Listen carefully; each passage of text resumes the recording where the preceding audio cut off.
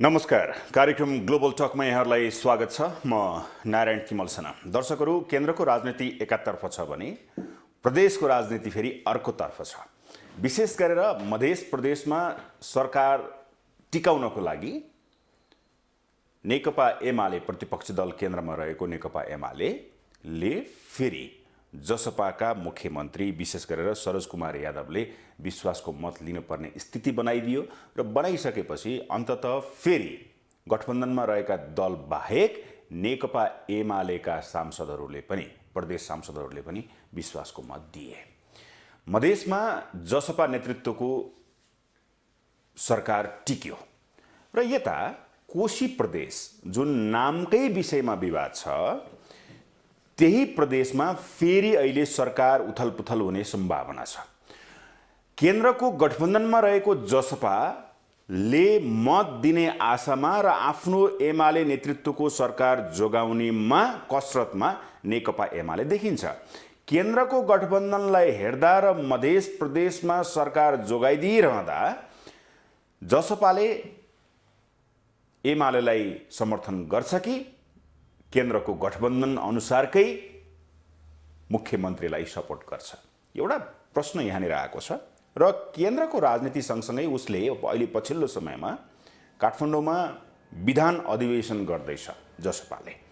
यो विधान अधिवेशनका लागि समिति उपसमितिहरू बनाएर काम अगाडि बढाइएको छ र विधान अधिवेशनमा आउने प्रतिनिधिले 1000 शुल्क तिर्नुपर्नेछ र केन्द्रका सदस्यले भने 1500 रुपियाँ तिर्नुपर्नेछ।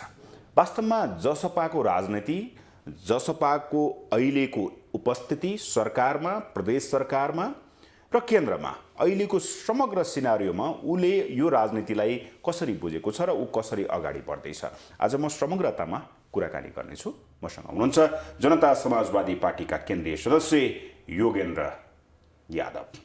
स्वागत छ सर। धन्यवाद। आरामै हुनुहुन्छ? एकदमै आरामै छु।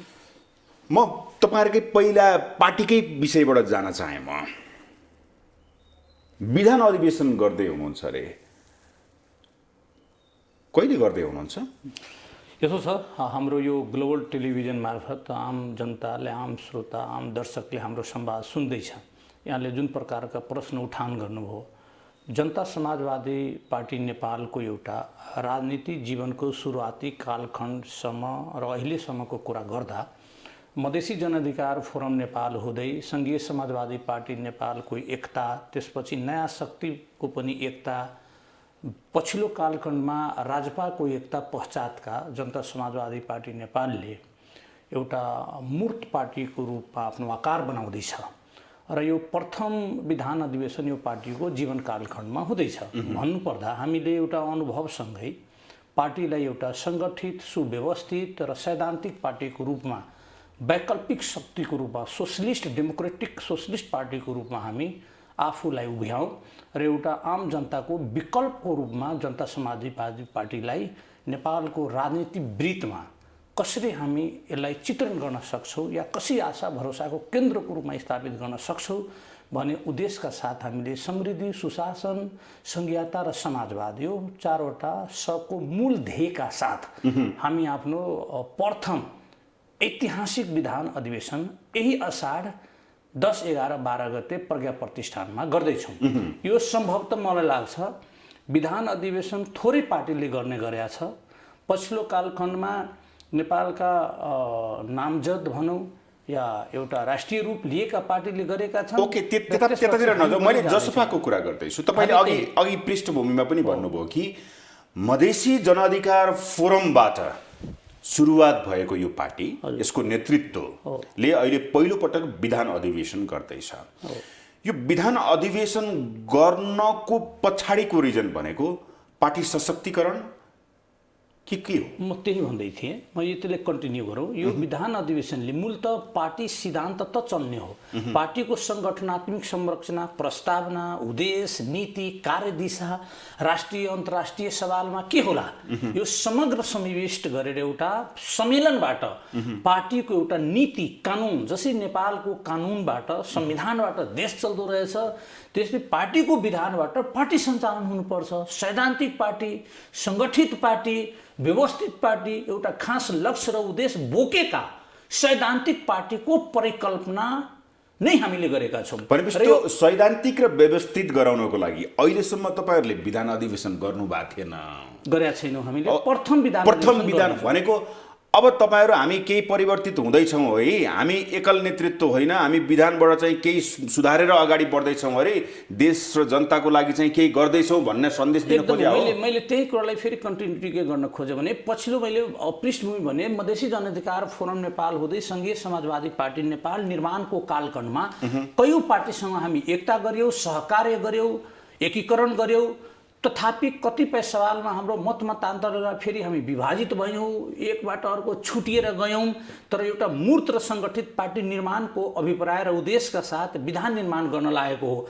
पछिल्लो एकीकरणको सवालमा मोर्चाबन्दीको क्रममा कतिपय आवश्यकताको सिद्धान्तलाई हामीले स्वीकार गर्दै केन्द्रीय कमिटीको संरचना, प्रादेशिक कमिटीको संरचना, जिल्लागत समितिको संरचना, प्रवासको संरचना यो अलि सुव्यवस्थित हुन नसकेको हो कि या यसलाई सुव्यवस्थित गर्न आवश्यक देखिएको हो कि भनेर हामीले सैद्धान्तिक रूपमा पार्टीलाई सङ्गठित पार्टी, एउटा चुस्त पार्टी निर्माण गर्न प्राय हेतु हामीले विधान अधिवेशन गर्न लागेको। यसले एउटा नयाँ सन्देश दिँदैछन् कि नेपालको राजनीतिक वृत्तमा जनता समाजवादी पार्टी नेपाल, उपेन्द्र यादवले नेतृत्व गरेका, अशोक राई वरिष्ठ नेताको रूपमा रहेका, राजेन्द्र श्रेष्ठ लगायत लालबाबु राउत सहितका यी नेतृत्वले एउटा नयाँ सन्देश, नयाँ भरोसाको केन्द्र रूपमा हामी किन नउगाउन सक्ने? परम्परागत शैलीबाट चल्दै गरेका पार्टीले आज हेर्दैछ भुटानी शरणनीतिमा देशै बेचिसके, नेपालको राष्ट्रियताको सवालमा, नक्साङ्कनको सवालमा राजनीतिक गोटी सेक्नको निम्ति राष्ट्रियताको कुरा गरेर पछिल्लो पल्ट कतिपय सम्झौतावादी कुराहरू गरे, तर विकल्पको रूपमा कुनै पार्टी आउन सकेन। तपाईँहरूले यति गुणगान आफ्नो पार्टीको बारेमा गुणगान गाउँदै गर्दा मधेस आन्दोलनपछि उदाएको मधेसी जनअधिकार फोरम र त्यसको नेतृत्व गर्नुभएका उपेन्द्र यादव होइन, अहिले जसपाको नेतृत्व सम्हाली राख्दै गर्दा एकदमै होइन, यो बीचको जुन अवधि छ नि, तपाईँहरू जुन उद्देश्यका साथ जसरी तपाईँहरू अगाडि बढ्नु भएको थियो, पछिल्लो समयमा नेताहरू यसरी बिग्रिए कि सत्ताका लागि जेसुकै पनि कदम चाल्ने, त्यसमा तपाईँको नेतृत्व पनि अछुतो हुनुहुन्न भन्ने छ।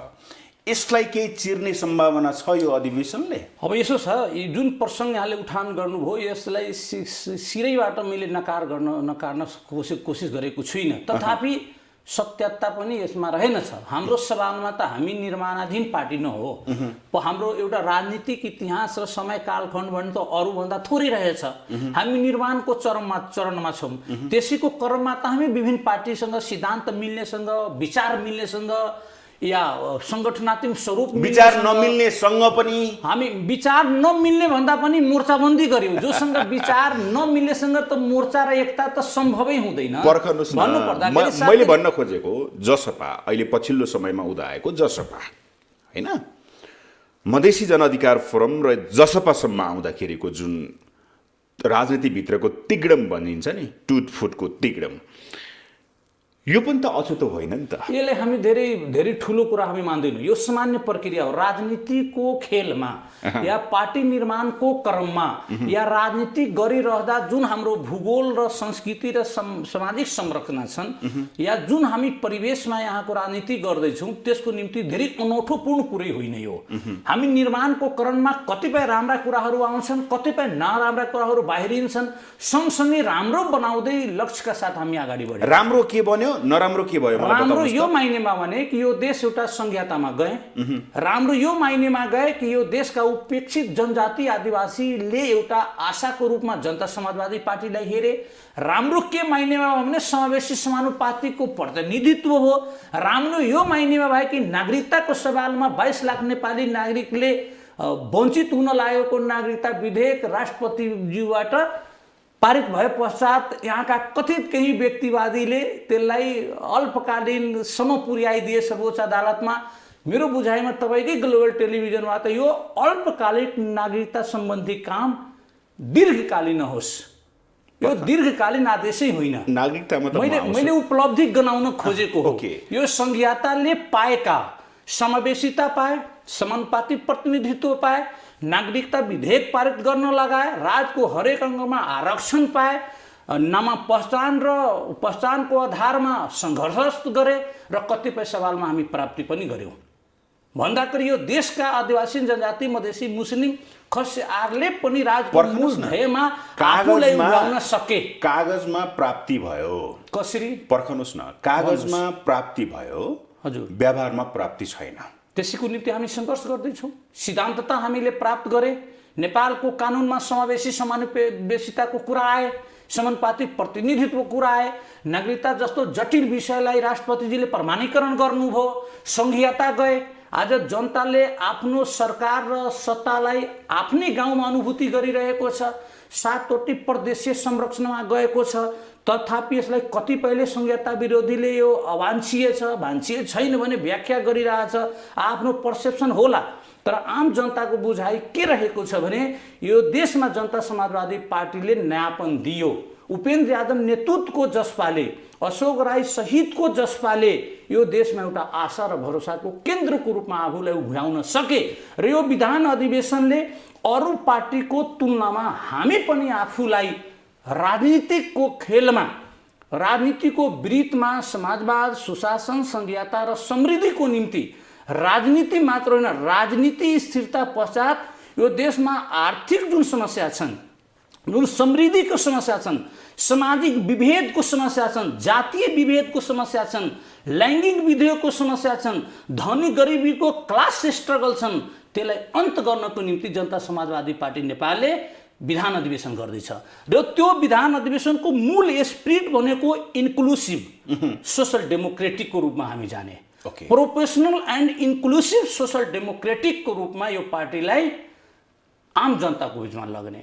यो समाजवादले, लोकतान्त्रिक समाजवाद, समावेशी समानुपातिक संघीयता सहितको लोकतान्त्रिक समाजवादले यो देशमा रहेको वर्षौंदेखिको विभेदलाई चिर्छन्, अन्त गर्छन्। योलाई हामी यो मात्र नचित्रण गरौँ कि जसपा भनेको मात्र मधेसको मुक्तिको निम्ति पार्टी हो भने हामी नभनौँ। जसपा भनेको नेपालका उत्पीडित वर्ग, पीडित वर्ग, दलित वर्ग, जनजाति, हिमाल पहाडका आदिवासी, राई, लिम्बू, सन्थाल, शेर्पा जसले यो देशमा न्याय पाएको छैन, राजमा उहाँहरूको पहुँच छैन, मधेसी मुस्लिम दलितको राजको सामाजिक संरक्षण र बहिष्कृत छन्, त्यसलाई हामी चिर्नको निम्ति आफूले सक्रिय पारेका छौँ। त्यसो भए यसरी बुझौँ, अब पछिल्लो समयमा जसपा पहिला चाहिँ मधेस केन्द्रित थियो, अब यो देश केन्द्रित हुँदैछ भनेर बुझौँ। मधेस केन्द्रित त आफू आज पनि जसपा छन्। मधेस भनेको आफ्नो प्रधान मुद्दा हो। एउटा भन्छ नि राजनीतिको एउटा फर्टाइल ल्यान्डको रूपमा हामी पोलिटिकली अगाडि बढाएका छौँ। यसको अर्थ होइन कि हामी मात्र मधेस केन्द्रित छौँ। हामी अघि बढ्ने मधेस एउटा समस्या हो। मधेसले राजमा पहुँच पाएको छैन, निर्णायक तहमा आफूलाई उभ्याउन सकेको छैन, पहिचानको अभाव छ, स्वाभिमानको सम्मानको अभाव छन्, एउटै राष्ट्रभित्र अनेक राष्ट्रियता छन्, त्यसको परिभाषा हुन सकेको छैन।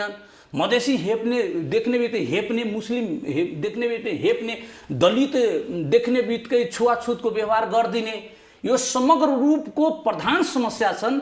त्यसलाई राजनीतिक रूपमा समाधान गर्नुको निम्ति हामी आफैले अगाडि बढाएको छ। यसको अर्थ यो होइन कि हिमाल पहाडका आदिवासी जनजातिको मुद्दा हाम्रो मुद्दा होइन। हिमाल पहाड तर पूर्वी लिम्बुवान खम्बुवानदेखि पश्चिमका थारुवानदेखि लिएर काठमाडौँका नेवारदेखि र तामसिङहरूको मुद्दा पनि हाम्रो निम्ति प्रधान मुद्दा हो। त्यही भएर हामी भन्दैछौँ जनता समाजवादी पार्टी भनेको संघीयता सहितको समानुपातिक समावेशी सोसल डेमोक्रेट हो। यसले लोकतान्त्रिक समाजवादमा समावेशी समानुपातिक र संघीयताको वकालत गर्दैछन्, जसले राजलाई स्थिरता कायम गर्छन्। राजनीतिक स्थिरताले समृद्धितातिर जान्छ। ओके, ठिक छ। अधिवेशन गर्दै हुनुहुन्छ, सफलता मिलोस्, नयाँ सिराबाट पार्टी अगाडि बढोस्, यसप्रति हाम्रो सधैँभरि सदा सहायता, शुभकामना पनि। अब म अलिकता फरक पाटो, राजनीतिक पाटोतर्फ आउन चाहेँ। यो पार्टीको विधान अधिवेशनको कुरा गर्नुहोस्, राम्रो गर्नुहोस्। केन्द्रमा गठबन्धनमा हुनुहुन्छ है तपाईँहरू, होइन? केन्द्रमा गठबन्धनमा हुनुहुन्छ, मधेस प्रदेशमा तपाईँहरूको नेतृत्वमा सरकार छ, हैन, त्यो पनि भर्खरै मात्र एमाले विश्वासको मत दियो। उसैले गर्दा तपाईँले विश्वासको मत लिनुपर्ने भयो, तर उसैले विश्वासको मत दियो। यो केका लागि, के राजनीति के हुँदैछ? यो सबैभन्दा लोकप्रिय सरकार हो। देशका सङ्घीय संरचनाका 7वटा प्रदेश र सङ्घीय सरकारले यत्रो 100% को विश्वास मत प्राप्त गरेका सरकार भनेको अहिलेको सरोज कुमार यादव नेतृत्वको मध्य प्रदेशका सरकार हुन्। 103 जना माननीय संसदहरूको उपस्थितिमा 103 जनाले नै पक्षमा मतदान गर्नु, विपक्ष विहीन सदन हुनु भनेको नेपालको इतिहासमा छैन। यो सरोज यादवको नेतृत्वमा यो मध्य प्रदेशको कुरा यसले के संकेत गर्छ भने त्यहाँको नेतृत्व सबल छन्। जसवाले गरेको नेतृत्व र मुख्यमन्त्री सरोज यादवको क्षमता सबैलाई मिलेर सरकार सञ्चालन गर्ने ल्याकत राख्छन् उहाँले। उहाँको ल्याकतको प्रमाणीकरण हो र उहाँले आफूले प्रमाणित गर्न सक्नु भएको छ र मलाई लाग्छ जसका कारणले विश्वासको मत लिनुपर्ने बाध्यात्मक स्थिति आयो उसैले फेरि तपाईहरुलाई विश्वासको मत, कानुन त प्रावधान हो। यदि कुनै पनि घटक दलले तत्कालीन बेलामा समर्थन पश्चात आफूले आफ्नो दलको समर्थन सरकारबाट फिर्ता लिएपछि नेपालको संविधानले केही खास समयभित्र विश्वासको मत लिनुपर्ने कानुनत व्यवस्था हो र कानुनत व्यवस्था मार्फत मुख्यमन्त्रीजीले विश्वासको मतको निम्ति प्रक्रियामा जानुभयो र उहाँले 100% मत प्राप्त गर्नुभयो। केही न केही विशेषता भएर नै उहाँले 100% मत प्राप्त गर्नुभयो होला।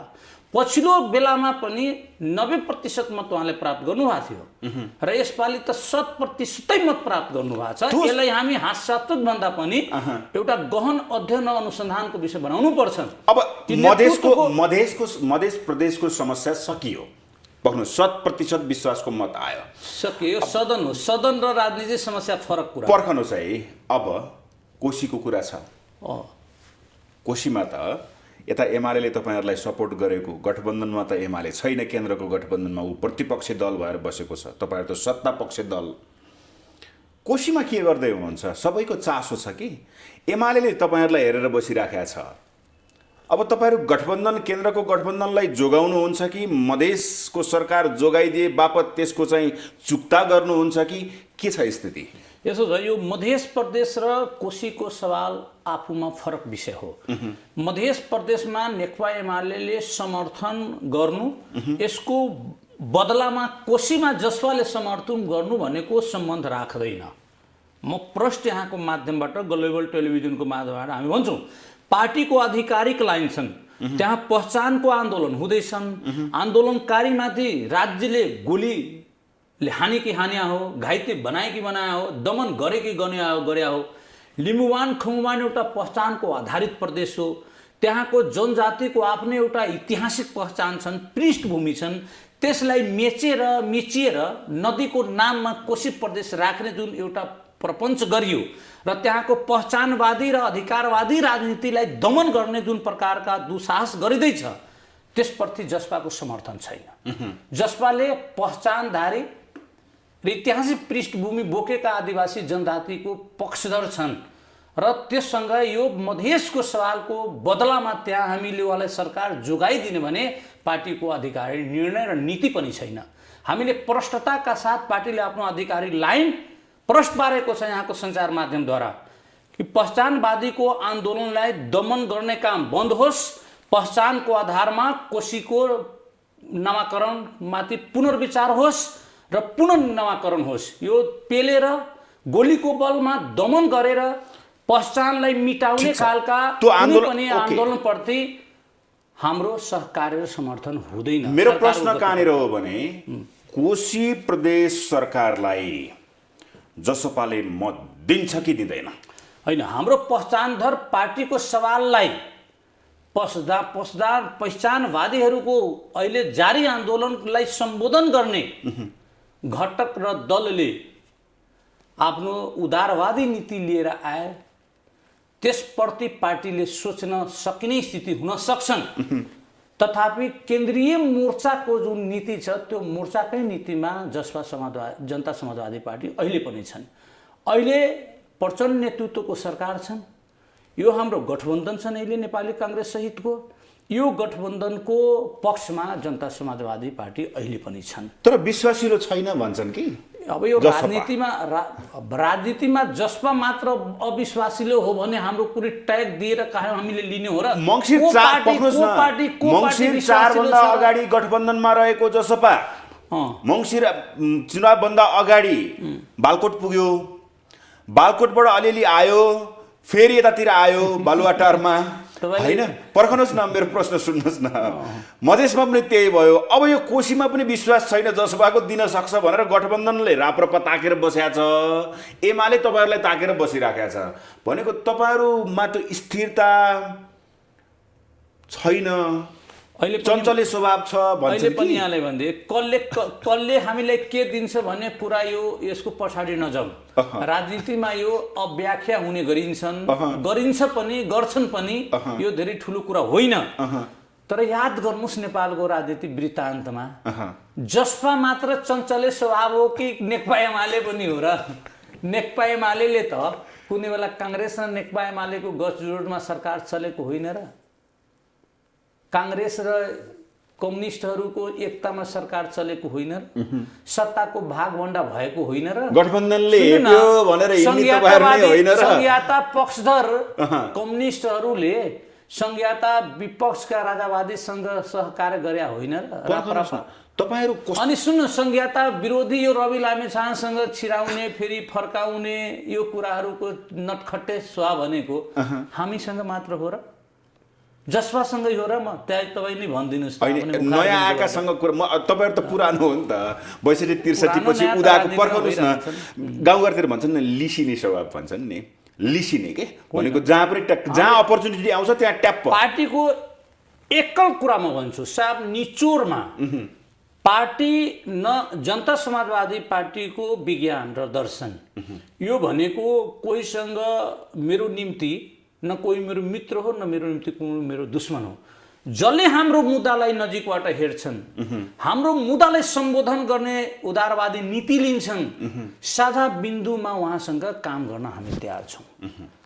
अहिले पनि कतिपय कुरा सोशलिस्ट सेन्टरको कुरा आइरहेछ नि, समाजवादी केन्द्रको निर्माण गरौँ भनेर। म आउँछु, त्यहाँ त आउँछु। तपाईँ आउनुहुन्छ। मैले के भन्न खोजेको भने मधेस आदिवासी जनजाति भनेको त विश्वासिलो आधार, गठबन्धनलाई, केन्द्रको गठबन्धनलाई जोगाइराख्ने विश्वासिलो आधार कोशीमा देखिन्छ कि देखिन्न जसपाको भन्न खोजेको के मैले। हामी छँदैछौँ अहिले केन्द्रीय गठबन्धनकै सिएमपी को आधारमा नै हामी सञ्चालन हुने हो समग्र देशभरिमा।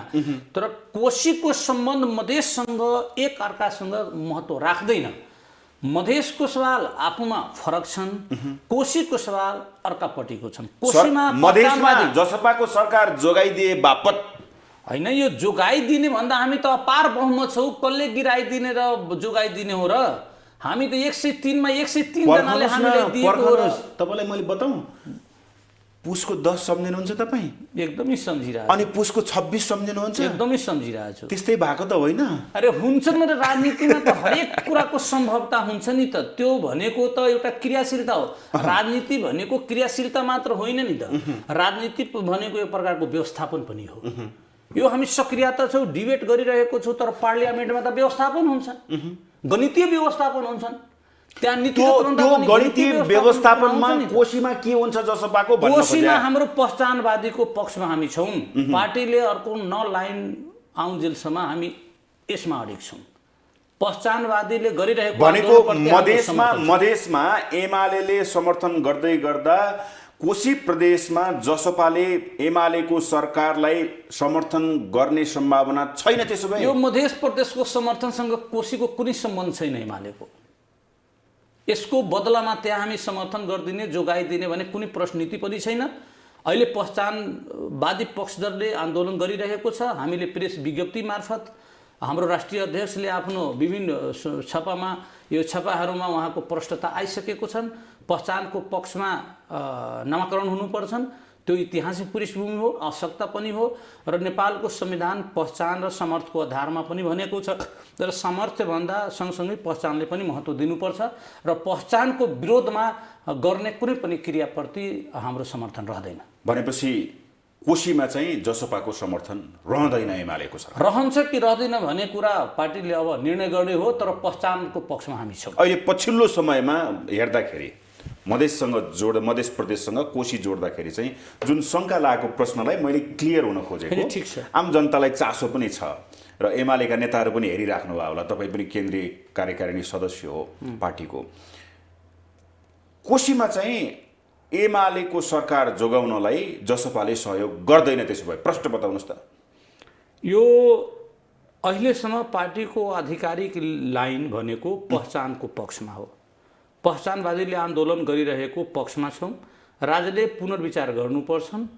त्यहाँको नामाकरण मधेसको जस्तै 1 नम्बर प्रदेशको नामाकरण त्यहाँको ऐतिहासिक पृष्ठभूमि भनेको त्यो फरक पाटो भयो। पहिचानवादीको पक्षमा हुनुपर्छ। विश्वासको मत लिँदाखेरि जसपाले एमाले नेतृत्वलाई विश्वासको मत दिँदैन, यसरी बुझौँ। अब यसलाई हामी अहिले निष्कर्षमा नपुगौँ।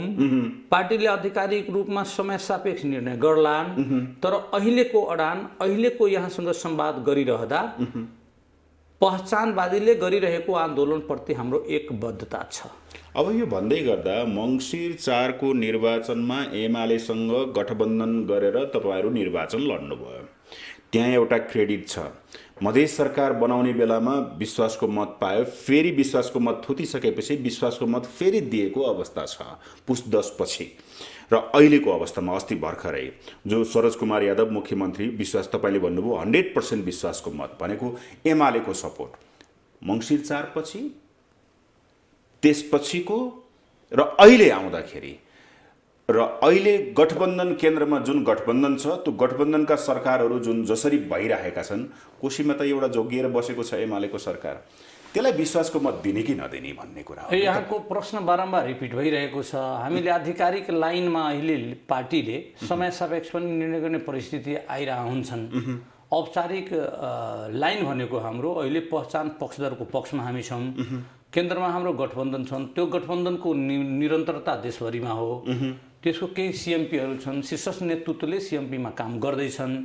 अब त्यो एउटा नयाँ कोर्स हो, नयाँ कोर्सको सवालमा नयाँ कुरा के आउँछन् भन्ने कुरा फ्लिप मार्छ कि भन्ने प्रश्न हो कि मेरो जसपाको। त्यस्तो छैन। त्यस्तो अहिले नै हतारमा भनिराख्नु पर्ने स्थिति छैन। र मधेसको सवालसँग कोशीको साटासाटमा नहेरौँ। मधेसको सवाल भनेको आफैमा एउटा पृथक छन्। त्यहाँ मधेसलाई तपाईलाई नैतिकता पनि त पर्ला नि, नैतिकताको प्रश्न पनि आउला नि। समृद्ध मधेस निर्माण गर्न खोजेको हो। मधेस प्रदेश जति अपहेली छन्, जति कुराको आलोचना यो छापाखाना, टेलिभिजन, पत्र पत्रिकामा हुन्छ, मलाई लाग्छ कतिपय कमजोर पक्षहरू अरू प्रदेशका छन्। यसको अर्थ होइन कि कमजोर गर्नेको हामी पनि सिको गरौँ भने होइन, तर मधेसले कतिपय सवालमा आफूलाई उभ्याउन सकेका छन्। विकासको सवालमा, समृद्धताको सवालमा, चेतनाको सवालमा, जातीय छुवाछुतको सवालमा, वर्ग विभेदको सवालमा त्यहाँको दलितले हामी सँगै बसेर भोज भतेर खाना गरेका छौँ। यो सामाजिक बहिष्कृतलाई हामी यताको पाटो त भयो, नैतिकताले तपाईहरुलाई समस्या पार्छ कि भनेको। मधेस एउटा राम्रो पारामा समृद्धतातिर, विभेदको अन्त्यतिर एउटा स्याम्पलको रूपमा आइरहेको छ। यो सिको गर्नु पर्यो नि अरू प्रदेशले। अब कोशीले पहिचानवादीको पक्षधर छन्, कोशीलाई पहिचानको आधारमा नामाकरण किन नगर्ने एउटा मूल समस्या त छन्। त्यसपछि हामी किन केन्द्रित नहुने? सत्ताको जोगाउने र भत्काउनेसँग पहिचानवादीलाई हामीले श्रद्धाञ्जली दिनु पर्दैन। केन्द्रको गठबन्धनले प्रदेशको समीकरणलाई फेरबदल गर्नलाई कुनै अप्ठ्यारो पर्दैन त्यसो भए? केन्द्रको गठबन्धनकै आधारमा देशभरि अहिले सञ्चालित छन् समीकरणहरू। प्रथम प्राथमिकता भनेको केन्द्रको जुन मोर्चाबन्दी छन्, गठबन्धन छ, महत्त्व लिन्छ मेरो बुझाइ। ठिक छ, मैले यति नै खोजेँ थिएँ। अब समर्थन गर्ने नगर्नेको समय सापेक्ष केन्द्रीय नेतृत्वले तय गर्छन्। अहिले हामीले पर्खनुस्, हतार गर्ने परिस्थिति छैन। ओके, अब अलि एउटा अर्को फरक पाटो आउँ। तपाईँले अघि भन्नुभयो नागरिकताको सवालमा 22 लाखको नागरिकताको विषय अहिले राष्ट्रपतिले प्रमाणीकरण गर्नुभयो।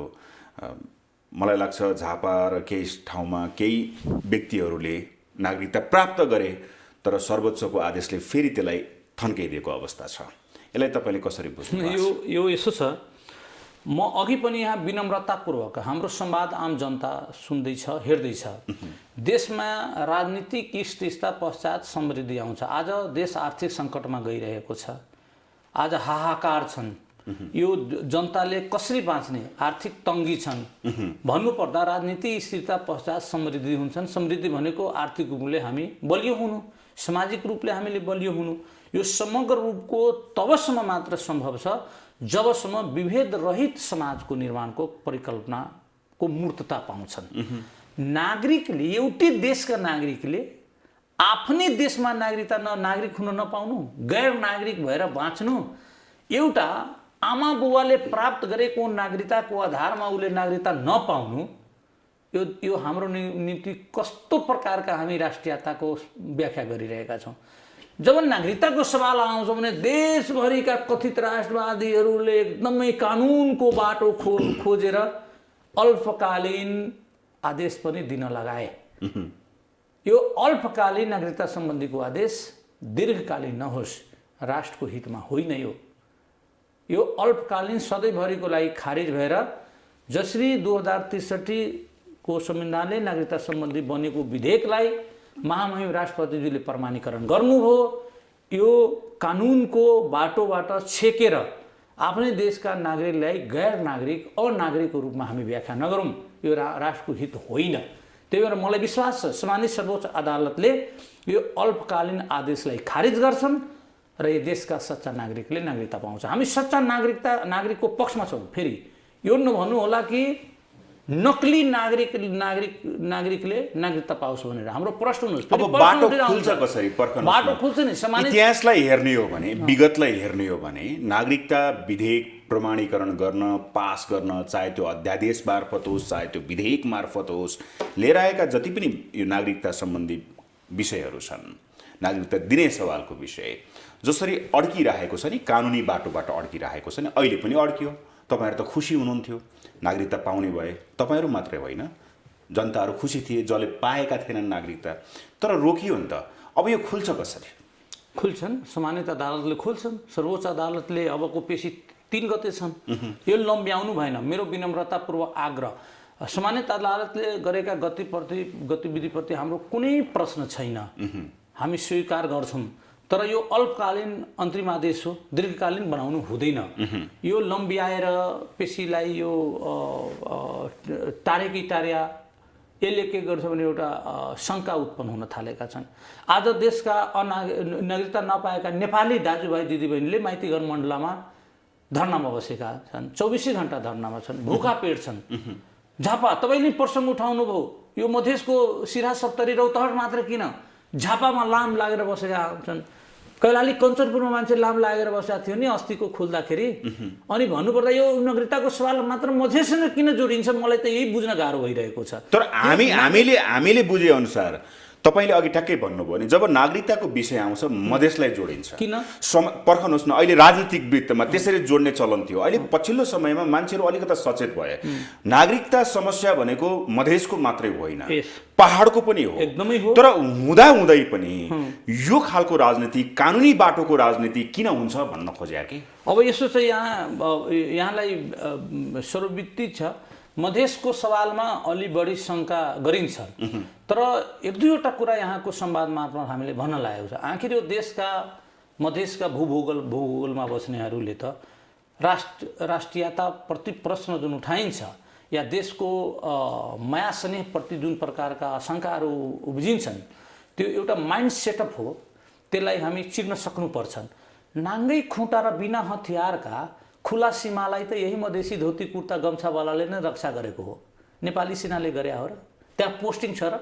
छैन। 1800 किलोमिटरको जुन खुला सिमाना छन् भारतसँग, त्यही नेपाली दाजुभाइ मधेसीहरूले गरेका छन्। नाङ्गै खुट्टा बिना हतियारको त्यही धोती लगाउनेले गरेका छन्। सच्चा राष्ट्रवादी को? जसले नाङ्गै खुट्टा बिना हतियारको आफ्नो खुला सिमानालाई संरक्षण गरेका छन्। 10 गजामा रहेका पिलर ढल्दा कतिपय त्यहाँ भिडन्त भएका छन् आफ्नो हक र भूगोलको निम्ति।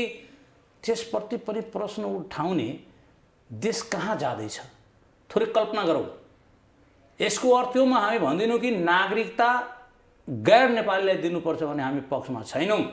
सच्चा नेपाली जसले नागरिकता प्राप्त गरेका छैनन्, आमा बुवा जन्मसिद्ध नागरिक छन्, उहाँलाई वंश नेपालको कानुनअनुसार पाउनु के को अप्ठ्यारो, त्यसमा के को अराष्ट्रियता, कहाँ देश हामी लग्दैछौँ? शरणार्थी भुटानी शरणार्थीलाई त मानव तस्करी मार्फत हाम्रै नेपालीले नक्कली बनाएर विदेश छिराइदिनेहरूमा कतिपय हाम्रा मधेसी मुल्काहरू छन्। थोरै बुझ्नुपर्छ। यो बिना मतलबको राष्ट्रियताप्रतिको अव्याख्या हो, सच्चा नेपालीप्रतिको अपमान हो। र मेरो बुझाइमा के छ भने कानुनको बाटो मार्फत समाधान गर्ने सबैको नैसर्गिक अधिकार हो। त्यसैको निम्ति न्यायालय हो, सर्वोच्च हो, पुनरावेदन हो, जिल्ला अदालत हो। हाम्रा कतिपय कानुन व्यवसायी मित्र साथीहरूलाई यो मन परेन या आफूलाई पपुलरिटी गेन गर्नलाई या उहाँको जुन व्यवसायीकरण छ, व्यवसायलाई फस्टाउनुको निम्ति यस्ता यस्ता इस्युमा उहाँले रिट दिने गर्नुभएको छ र सम्मानित सर्वोच्च अदालतले अन्तरिम आदेश जारी गरेका छ। हामीलाई आशा छ यो अन्तरिम आदेश दीर्घकालीन आदेश हुँदैन, यो खारेज हुन्छन् र महामहिमजीले प्रमाणीकरण गरेका नागरिकता सम्बन्धी विधेयक मार्फत आम नेपाली दाजुभाइले नागरिकता प्राप्त गर्नुहुन्छ। ओके, अब त्यसो भए सरकारको कुरा गरौँ। सरकारमा त केन्द्रमा तपाईँहरू पनि हुनुहुन्छ। सरकारको यो काम कारबाही पार्टीले कसरी हेरेको छ? तपाईँका पनि मन्त्री हुनुहुन्छ। गइरहेछ यो अहिलेका हाम्रा मन्त्री। हामीले त दुईवटा मन्त्रालय पाएका छौँ। वन तथा वातावरण हो, शिक्षा तथा यो प्राविधिक मन्त्रालय हो। यसमा हाम्रा अशोक राईजी जानुभएको छ, डाक्टर वीरेन्द्र महतोजी हुनुहुन्छ। प्रचण्डज्यूले एउटा सबलताका साथ अहिले सरकार सञ्चालन गरिराख्नु भएको छ। भ्रष्टाचार नियन्त्रणको सवालमा दह्रो रूपमा अगाडि बढाउनु भएको छ। शरणार्थी प्रकरणमा उहाँले आफ्नो स्टेप लिनुभएको छ।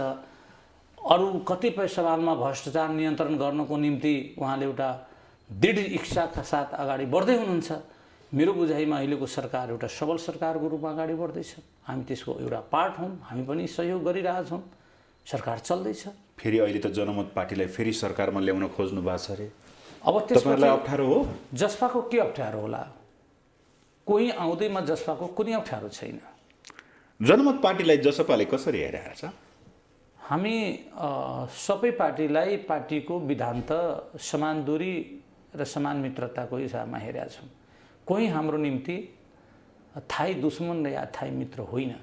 विचार अघि नै यहाँसँग निवेदन गरे, विचार र सिद्धान्त मिल्नेसँग जनता समाजवादी पार्टी एकता र सहकार गर्न तयार छन्। त्यो समाजवादी केन्द्र निर्माण हुँदा जनमत पार्टीप्रति अलिकता रिस छ कि अलिकता कुण्ठा छ कि? किन रिस हुनुपर्ने? जनमतले हामीलाई के बिगारिदिएको छ र कि कुण्ठा हुन्छ? छैन, हाम्रो छैन। बोल्दा छैन कि भित्र त छ? बरु सिकेजीले स्टन्ट गर्नुहुन्छ बढी। मैले सुरुमा पनि भने सिके इज नट पोलिटिसियन, सिके इज अ पोलिटिकली स्टन्टम्यान। अहिले पनि म भन्दैछु, सिके is not really politician, C K Raut is a really politically stuntman. यो फिल्मी दुनियाँमा जसरी हिरो हिरोइनले स्टन्ट दिएर तस्बिर खिचिन्छ नि, त्यसै भनेको उहाँ पोलिटिकली स्टन्टम्यान हो। त्यत्रो पढेको मान्छे डाक्टर सिके राव। पढेका त सबै छौँ, हामी पनि छु, तपाईँ पनि हुनुहुन्छ। कसले पढ्या छैन यो देशमा? पढ्या होला, कुनै विषयवस्तु उहाँ पढ्नुभयो होला। राजनीति भनेको पृथक विषय हो नि? ठिक छ। मेरो तर्कसँग उहाँले ठिक छ, कतिपय साथीहरू त सबै पढ्या छ, विद्वान साथीलाई हामीले सबै कदर गर्नुपर्छ। तर राजनीतिको फिल्ड भनेको आफैमा पृथक विषय भनेको उहाँले गरेको राजनीति चाहिँ साँच्चीकै रियल राजनीति होइन। म धेरै उहाँप्रति कटाक्ष गर्दिनँ, नेगेटिभ बाइट गर्दिनँ। तथापि तपाईँले प्रसङ्ग उठाइदिनु भयो। मेरो पर्सेप्सनमा, मेरो एनालाइसिसमा उहाँ अस्थिर म्यान हो। एक शब्दमा कमेन्ट गर्नुपर्दा अलग मधेसको सेन्टिमेन्टल इस्युलाई आम जनमानसमा छरेर मधेसका युवाहरूलाई ब्ल्याकमेलिङ, सेन्टिमेन्टल ब्ल्याकमेलिङ गर्ने। कहाँ गयो अलग मधेसका मुद्दा?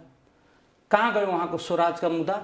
कहाँ गयो उहाँको उपनिर्वाचनमा कोठी बाहिर मतदान गर्ने भने मुद्दा? कहाँ गयो सेपरेटिस्ट मुभमेन्टका नाराहरू? आखिरकार कहाँ आए?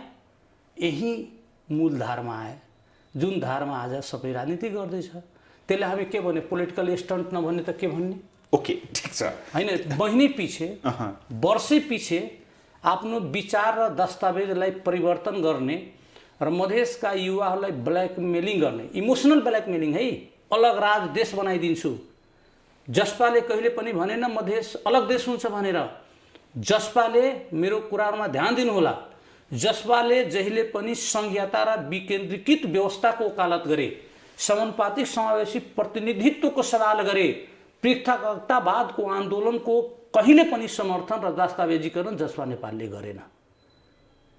नेपालभित्र मधेस एउटा अभिन्न अङ्ग हुन्, हिमाल पहाडका आदिवासी जनजाति यो देशका अभिन्न अङ्ग हुन्। यसले राजका मूल लाइनमा आउनुपर्छ। तराई पहाड हिमाल यो भनेको त पूर्वको संरचना हो, पूर्वकालका।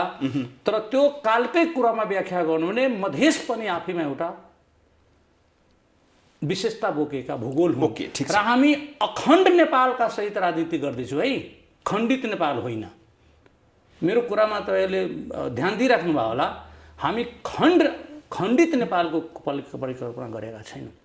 अखण्ड नेपालभित्र सङ्घीय व्यवस्था समृद्ध हुनुपर्छ। पिक्तावाद हाम्रो कहीँ पनि दस्तावेजीकरण र नीतिमा होइन। भन्नुपर्दा अघि जुन पात्रको सवाल उठाउनु भयो, त्योभन्दा फरक विचारधारा बोकेका पार्टी उपेन्द्र यादव नेतृत्वको जसपा हो, अशोक राई नेतृत्वको जसपा हो, हिमाल पहाडका आशा र भरोसाको एउटा केन्द्रबिन्दु जसपा हो। अरूको मधेस केन्द्रित कुनै क्षेत्रीय केन्द्रित राजनीतिक दलको सँग जसपाको सिद्धान्तलाई समावेशिता नगर्नुहोस्। यो आफैमा एउटा विकल्पको रूपमा अगाडि बढ्दैछ। ओके, ठिक छ। त्यसो भए पार्टी तपाईँले जसरी व्याख्या गर्नुभयो, अरू पार्टी जस्तो होइन, जसपा वैकल्पिक शक्ति हो जुन तपाईँले भन्दै हुनुहुन्छ। तर त्यही वैकल्पिक शक्ति हो हामी गर्छौँ भन्दा भन्दै केही दलहरू मिलेर समाजवादी केन्द्र मोर्चा बनाउने भनेर तपाईँहरू हिँडिराख्नु भएको छ। यो भने के हो? यो तपाईँहरू त्यसमा सामेल हुने हो? हामी अहिले पनि अघि पनि प्रसङ्ग उठाए।